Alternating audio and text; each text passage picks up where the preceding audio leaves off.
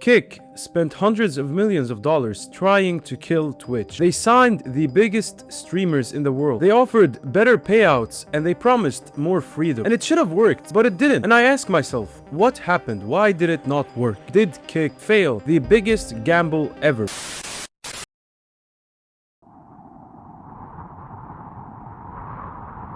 When Kick launched, it didn't feel like another streaming website. It felt like a company that had skipped years of growth overnight. Most platforms that launch spend years trying to get noticed. But Kick didn't. Kick made sure nobody could ignore them. And every few weeks there was another announcement, another creator, another headline, and another reason for people to wonder if Twitch had finally met their match. And at first, signings were big. They were impossible to ignore. Nick Merckx, Amarath, and Aiden Ross were some of the big streamers that Kick had started signing. And one by one, some of the biggest streamers on Twitch started appearing with the green Kick logo beside their name. And each of these announcements made the app feel more real, more serious, and dangerous. Like this wasn't another startup that would disappear in 6 months. XQC at that time wasn't just one of Twitch's biggest streamers. He was the streamer, one of the biggest creators on the internet, and millions of people watched his stream every day. The reports claimed he had signed a deal worth $100 million, and the number of course sounded unbelievable, and some people thought it was fake. Others thought Twitch was finished, because if Kick could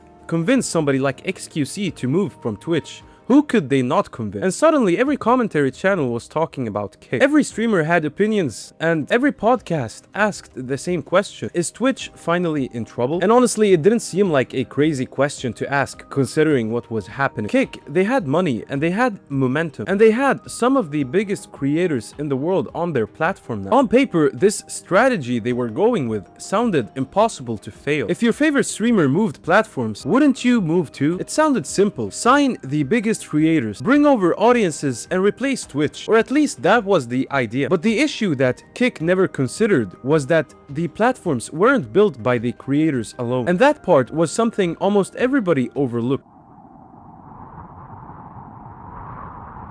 It looked like everything was going according to the plan. The headlines kept coming and the contracts kept getting bigger.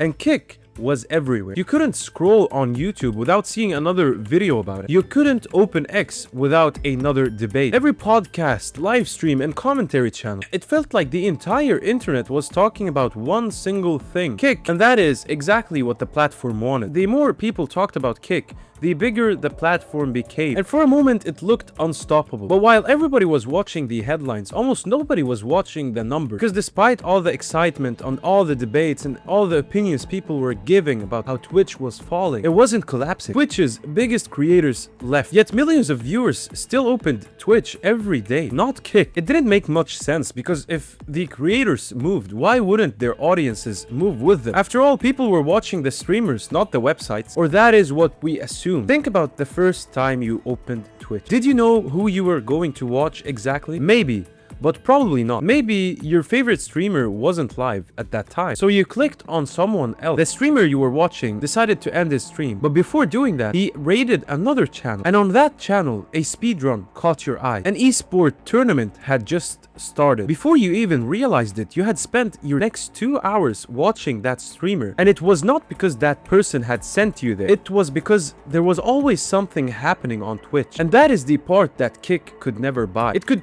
pay creators to stream, but it couldn't instantly recreate everything around them. The whole network that Twitch had built for years. The communities, the inside jokes, the tournament, recommendations, and thousands of smaller creators people discovered every single day. Twitch wasn't just winning because of the big name. Twitch was winning because they had created a whole world around them. And worlds don't move overnight, no matter how much money you spend. And that is when Kick's biggest gamble started to fall apart, because it wasn't competing with Twitch's creators. It was competing with years of habit. And changing habits is one of the hardest things to do on the internet.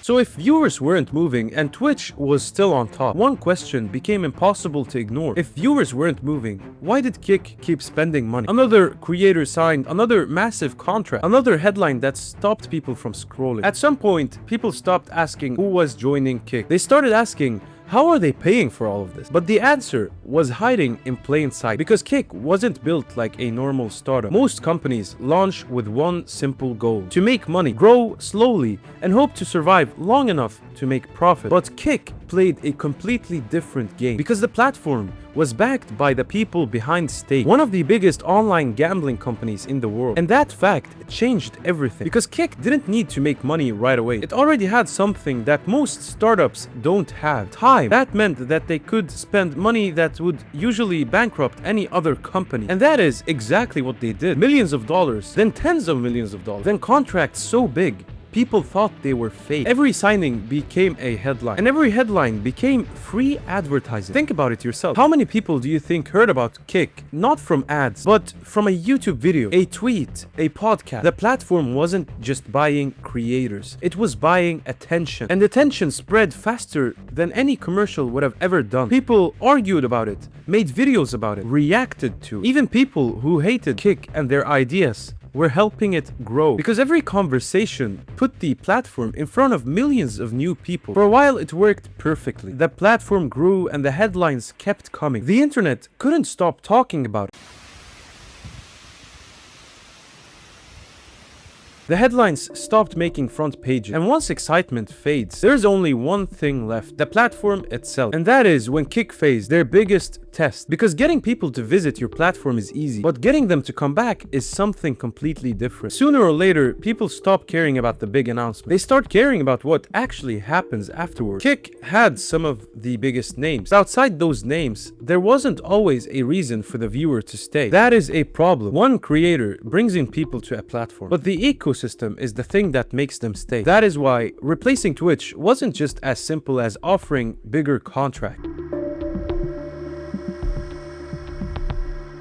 But after all the money, the headlines, and the biggest signings, one question remains: did Kick's biggest gamble actually fail? The answer depends on what you think the gamble was. If the gamble was launching a new streaming platform, then no, Kick survived. It built a real audience actually, but that was never the goal. Kick wasn't trying to become another streaming platform, it was trying to become the streaming platform. The company that finally knocked Twitch off the throne. That never happened, and maybe it never could have. Why do people open Twitch in the first place? The answer: it was never just creators, it was familiarity, community, routine. People knew exactly where to go, exactly who to watch, and exactly where their friends were. Those things don't disappear overnight. Kick proved that money cannot make the internet pay attention. But attention isn't the same thing as changing people's habits. And changing habits may be one of the hardest thing a platform could face ever. So, did Kick's biggest gamble fail? The platform is still there, and it's still growing, and it's still signing creators, and the streaming war is far from over. And that is the gamble that Kick made.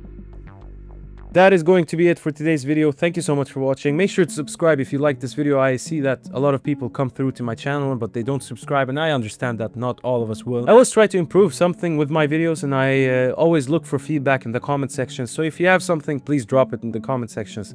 If you have somebody you want me to talk about, the same thing. See ya.